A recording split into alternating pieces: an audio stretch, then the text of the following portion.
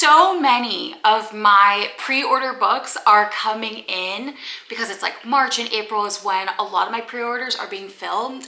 And I'm so excited about these new releases. And so I kind of feel like that's what I want to do right now, is I just want to read a couple new books, you know what I mean? And just see if I did good.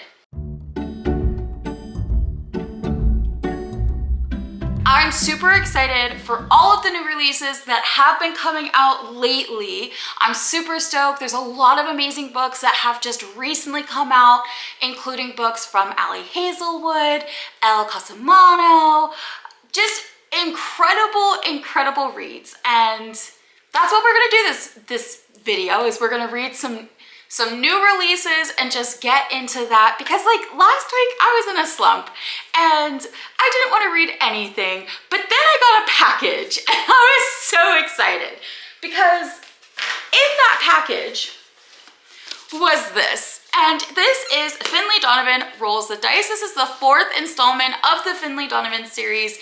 And honestly, as soon as I had this in my hand, I was like, oh my gosh, I have to read this right now, like right away, right now. It took forever to get to my house because of shipping issues, but honestly, I don't even care because it's here now. Like it's here now and I am ready for this. I love this series. Like I cannot say enough good things about this series.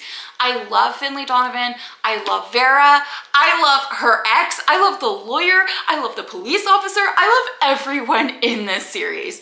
Even her kids are absolutely golden, perfect. They come in at the perfect time. They say the perfect things. It's just hilarious. This book is about Finley and Vero. They go to Atlantic City for reasons that are discussed in the 3rd book, so I don't want to tell you why they're going to Atlantic City, but they are. And along the way, they're bringing her ex-husband and her mom and the kids. So it's kind of a full car. And they road trip down, they go to the casino, and this is all to happen. We have just really fun characters. I don't want to tell too much about the story because again, it does kind of spoil a little bit of the 3rd book, but let me tell you, I have never been more excited about this. I think it's going to be hilarious. All of her books so far are hilarious. I feel like we should have like an actual thrill-com genre because that would fit this perfectly. So this is going to be my first book that I read just because I really desperately want to read it. But I also have a ton of other new books that I'm very excited about that maybe we can revisit after I'm done with this. To be honest with you, I read these books pretty fast. I kind of tend to read them in a day. And this book seems to be short as well. The other one was pretty short. This one doesn't even look to be... It looks like it's just over 300 pages, sitting at 309 pages. So this honestly will probably not take me that long to read. Again, these are quick, easy reads. They're hilarious, they're entertaining. If you like fiction that is kind of meta in that she's a fiction author, and so there's often times where she will say like, this is the part in the story where something just happens and it's so ridiculous that it just happens to work out that way. And she's like, and that's what's about to happen. So she's like, this is not believable. No one's gonna believe me if I told them that this happened in real life. And I just love it for that. So we're gonna get started on this. And we might actually finish later today and maybe we'll pick another book for tomorrow. But this is what we're gonna read for now.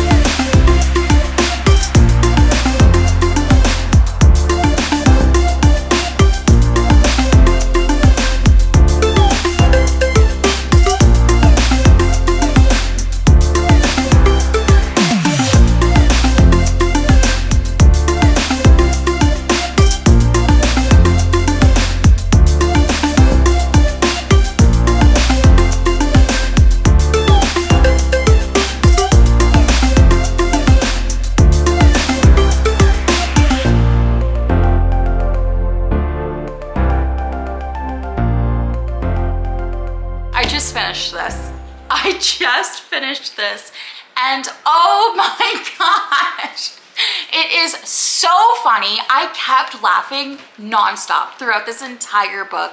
I kept laughing. Everything about it was perfect. I just love it so, so much. Honestly, this author can do no wrong. I'm so happy because the epilogue left off in a place where there will be a 5th book. At least I'm hoping. I did read the acknowledgements just to make sure she wasn't like ending the Finley Donovan series and starting a different series with a different character. But I love this story. I love this book. In this one, there's not much that I can tell you because it does spoil quite a bit of book 3 in telling you. However, I can tell you that Finley and Vero do go on a girls' trip, and they are in Atlantic City trying to figure some things out that happened towards the end of book 3. And in the case, of course, everything that is absolutely ridiculous that could happen did happen, and none of it seemed to be their fault. It just happened. They just happened to stumble on these circumstances, and it's not their fault. At any rate, do I recommend this book? Absolutely. Yes, my cheeks hurt from laughing so hard. I really have nothing to say. This whole series, like all of the characters are just so wonderfully written. I think everything that every character is feeling is so valid. At the same time, it's so ridiculous. I love Georgia, which is Finley's sister. I think she's so cute and adorable, and she didn't even have that much like page time, to be honest with you, but when she does make it onto the scene, it is hilarious. I love her and her hot cop friend. I love Steven, is kind of annoying actually. I don't really love Steven, but her mom, her dad, just all of the funny characters, her kids are hilarious. All the things that they manage to do, it's just the best. Every time I read this, every time I've read a Finley Donovan book, I always find that I like it more than the last. I'm so sad that this is probably her shortest Finley Donovan book, but I am very excited because I cannot wait for the 5th book to come out. I'm sure she's not even started writing it. That's totally fine with me. She's probably like, you know, just enjoying the fact that this one is out and finished. But I just want to say, Ella Casamano, if you ever watch a single video of mine, please know that I am desperately awaiting for the next book in the series, always. I want to pick another book. I have some contenders. I have some good contenders. So I have these 4 that I could read next. I'm not sure what I want to do though. This one's Emily Wilde's Encyclopedia of Fairies. This is something I've been seeing going around lately. I don't think this is like super new, but I think this rendition, whatever. I think this is fairly new. I'm trying to find the copyright date. Oh, 2023. So this came out in 2023. They have like these pages, which like are kind of a hit or miss for me, to be honest with you. Sometimes I mind them, sometimes I don't. Also, this is paperback, but it's got that like hardcover jacket type of thing. I think this book is cute. I think it's adorable. So this is an option of a book that I could read next. Or I have Girl Abroad. This is by Elle Kennedy. And honestly, Elle Kennedy can do no wrong in my eyes. I love all of her books, and this one I'm sure will be no exception. I think this is adorable. It's pink, which I really love the color pink. So I thought this would be a good contender. This is a new one that's just come out. I should probably tell you what these books are about, huh? This one is about a 19-year-old Abby, and she has the opportunity to go study abroad in London, where of course, it is the perfect chance to slip out from under her thumb of her beloved but overbearing retired rock star father. She's ready to be free to discover herself, but first off to meet the girls she's rooming with. That is, until she arrives at her gorgeous new flat to discover those roommates are actually all boys. Charming, funny, insufferable, attractive boys, and off limits. with a rule against fraternizing between housemates after unwanted drama with the previous girl. Abby has never considered herself a rule breaker, but soon she's lying to her father about her living situation and falling for not one but two men she can't have, her rugby player roommate and a broody musician with a girlfriend. Not to mention, her research for school has gotten tangled in a deeply hidden scandal of a high nobility family surrounding her in secrets on all sides. If there's any hope of Abby finding love, answers, or a future in London, she'll have to decide she'll have to decide which rules and hearts might be worth breaking. So that one sounds cute, but it's got that like mystery vibes as well, and I'm not sure if I want another mystery right now. This one, Emily Wild's the one that I already talked about. Cambridge professor Emily Wild is good at many things. She is the foremost expert on fairies. She is a genius scholar with a meticulous researcher who is writing the world's first encyclopedia of fairy lore. But Emily Wild is not good at people. She could never make small talk at a party or even get invited to one. And she prefers the company of her books, her dog, Shadow, and the fair folk to other people. So when she arrives at the hardscrabble village of, I have no idea what that word is, Emily has no intention of befriending the gruff townsfolk, nor does she care to spend time with another new arrival, her dashing and insufferable handsome academic rival, Wendell Bembley, who manages to charm the townsfolk, muddle Emily's research, and utterly confound and frustrate her. But as Emily gets closer and closer to uncovering the secrets of the hidden ones, the most elusive of all fairies, lurking in the shadowy forest outside of town, she also finds herself on the trail of another mystery. Who is Wendell Blambley, and what does he really want? To find the answer, she'll have to unlock the greatest mystery of all, her own heart. So there's that book. I also have this one. This one is A Fate Inked in Blood. This is Saga of the Unfated Book 1. This is the Barnes & Noble, oh my gosh, I dropped it. Barnes & Noble special edition with the blue, it's like a blue metallic page sheen thingy to it. And I thought it had the ribbon. I guess not. Oh, wow. Sorry. Hold on. It's the next page. Look at that. That's cool. That's pretty. Anyways. Oh, that's nice too. Oh, you can't really see it, but there's like an emboss. Anyways.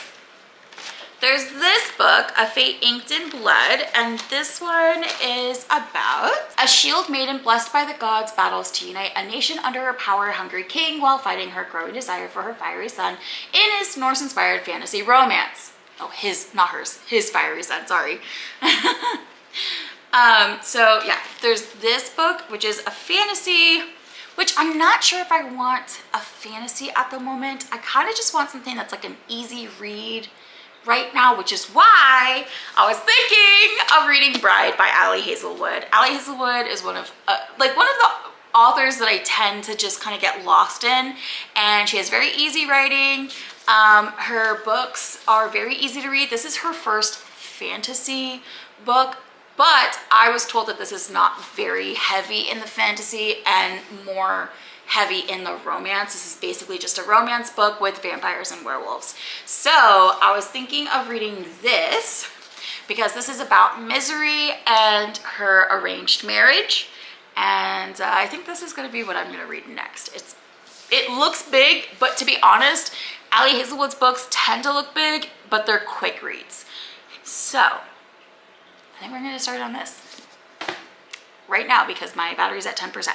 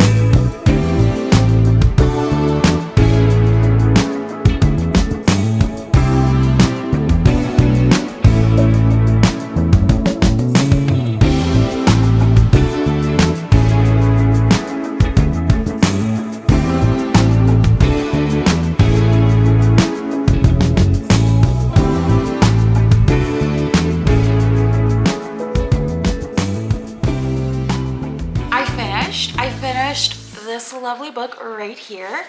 And I pretty much finished the entire book today. Yesterday I read the prologue and that was about it. I stopped after I finished the prologue, and so then today I just kind of read the whole thing. This is 396 pages, so it's not terribly long, and it is a pretty easy read. It's pretty straightforward. With that said,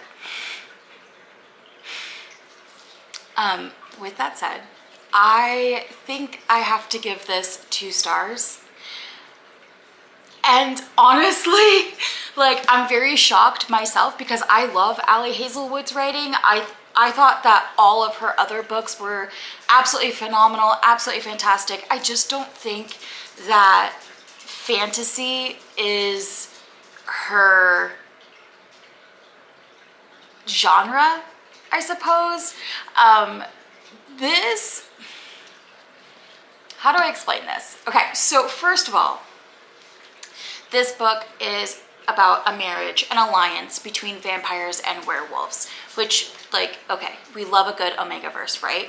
And in this one, Misery is to marry the alpha of the pack. His name is Lo. And in this, she agrees to do this because her best friend Serena has gone missing. Now, with that premise, I expected, knowing that this is going to be a fantasy, I expected it to be a fantasy, but honestly, you could play around with this so much. You could make Misery a Russian spy. You could make Lo an Italian mobster. You could turn them Irish versus Scottish. Like, honestly, just take 2 groups of people and that are different in some manner and then pretend that they hate each other. And that's what you have here. Like, there was nothing even slightly paranormal about this book besides the fact that she has purple eyes and he has green blood. Other than that, like, it pretty much read like a normal book. You know what I mean? Like, I don't know, I just read like a normal book. Also, there was no sense of urgency at all in this book. Like, her friend is missing. She's gone. She's missing. And there's just 0 sense of urgency in this character at all. Somebody is trying to assassinate his sister and there's 0 urgency. It just feels very casual. It feels like, I'll get to it when I get to it. It's very strange. And I honestly truly felt like the only person who had any substance to him was her brother Owen, and he's not even very common in the book. Like, he has like maybe 3 scenes total, and I felt like he was kind of like, okay, we gotta stay on target here, we gotta like do this, we gotta do that. I'm making plans behind the scenes, and it just felt like he was doing stuff. I don't know, it was very confusing.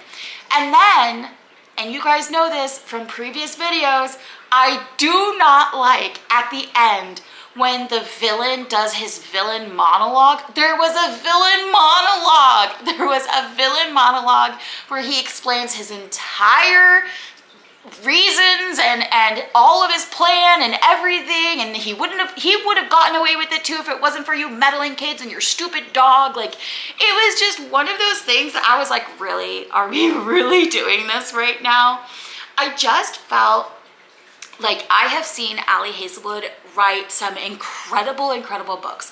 Love Theoretically, Love on the Brain. There's just been so many books that she has written. You know what I mean? There's been too many books that she has written that I am just like, why are you doing this to me? I'm just very confused. I'm very confused. I think this book would have been better off as a novella, a 100-page novella, as like a fan fiction of vampires and werewolves. A lot of this didn't make sense. It had very reminiscent vibes of Crescent City, so I think if you really liked Crescent City, you might like this, but honestly, it did feel like a knockoff version of Crescent City, and I didn't like Crescent City, so when reading this, I was like, what are we doing here? Everybody uses technology. It is quite, and also, okay, this is another thing that really bothered me. she took away every cool trait there is about a vampire.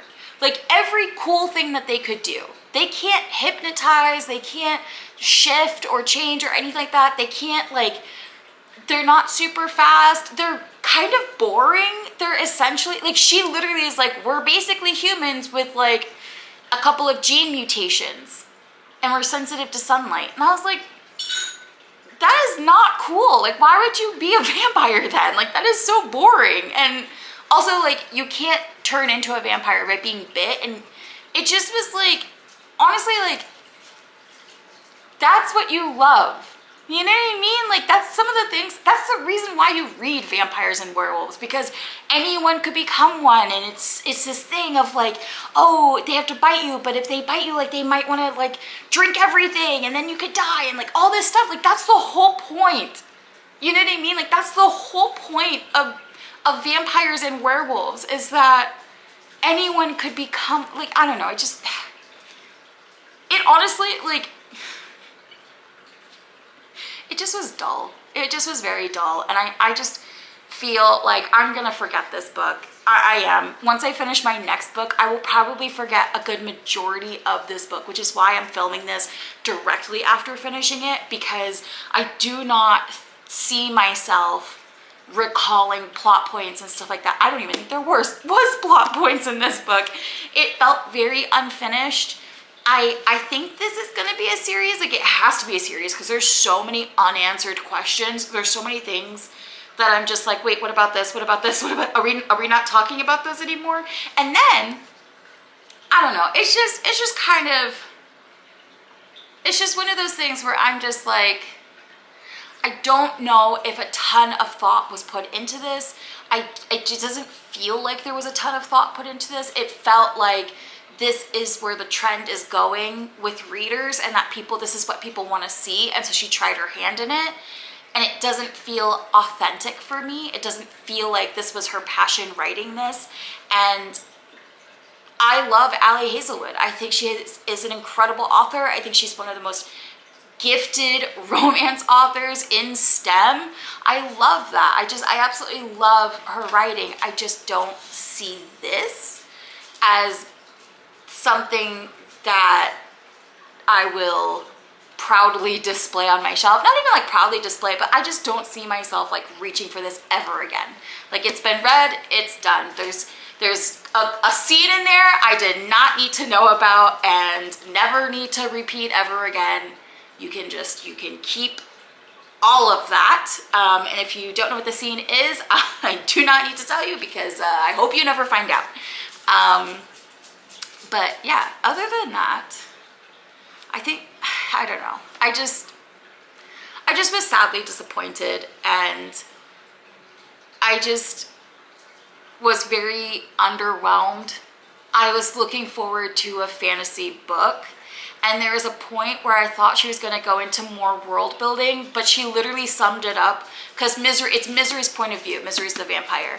And she basically sums it up between the werewolves talking. Instead of going into the world building, she's just like, and then the werewolves talked about werewolf stuff, and it's that scene in a movie where they do the world building, but I tend to skip over it. And I'm just like, that's what I wanted. Oh, please don't. I was like, that's what I wanted. Like, that's what I wanted out of this book. I wanted the world building. I wanted to know more about this world. For something that's almost 400 pages, she could have given me a little bit more of that. And I feel like if you're going to write a fantasy book, you should, here's the thing. This is not a fantasy book, because if you took away all of the fantasy elements, this book still works perfectly fine.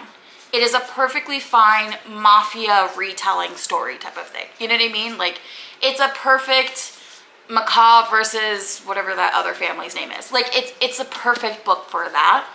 And so this is not what I would register as a fantasy book. This is a romantasy book.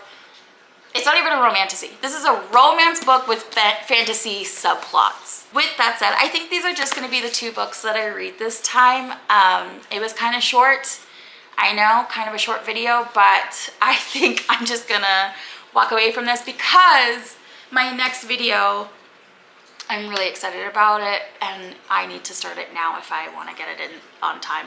So I think I'm gonna go work on that instead.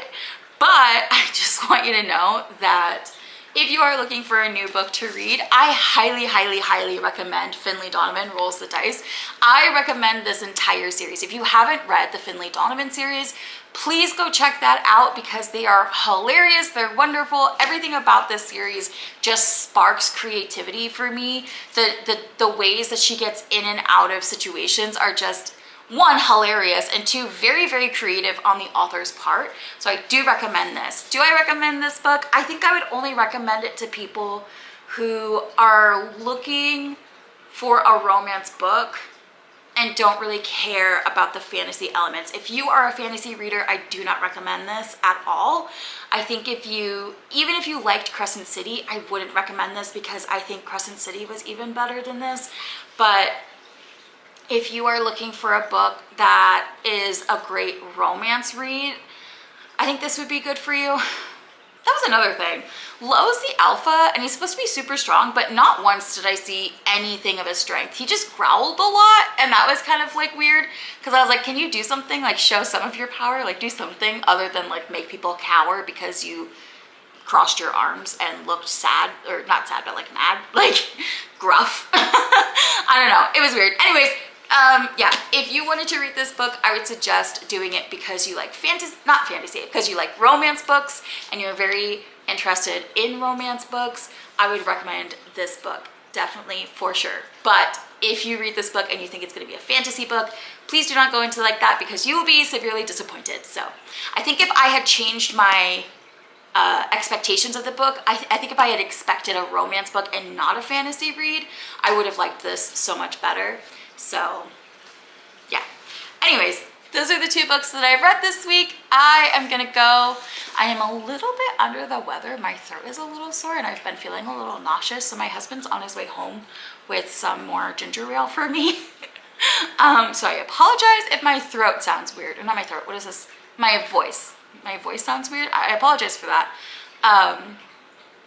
But yeah, comment down below if you've read these two books or if you've read any new books that you're like, oh, you should definitely check this out. Or if I like showed you a new book and you're like, why didn't you read that one? Please let me know in the comments down below. I would love to know what book I should be reading next. And in the meantime, don't forget to comment and not comment, well, do that too, but like the video and subscribe and all of that good stuff. And I will see you in the next video. Thank you. Okay, goodbye.